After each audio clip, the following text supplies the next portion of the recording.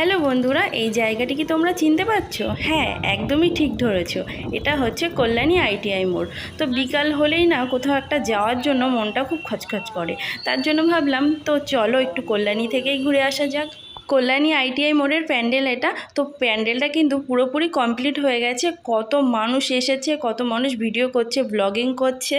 যা দেখার বাইরে থেকেই দেখতে হবে, ভিতরে কিন্তু একদম অ্যালাউ করছে না। এবার কিন্তু থিমটা করেছে ব্যাংককের একটা অরুণ মন্দির। তো যারা যারা ভাবছো প্যান্ডেলটা দেখবে তাড়াতাড়ি চলে আসতে পারো, না হলে কিন্তু এই জায়গাটাতেও দাঁড়াতে দেবে না।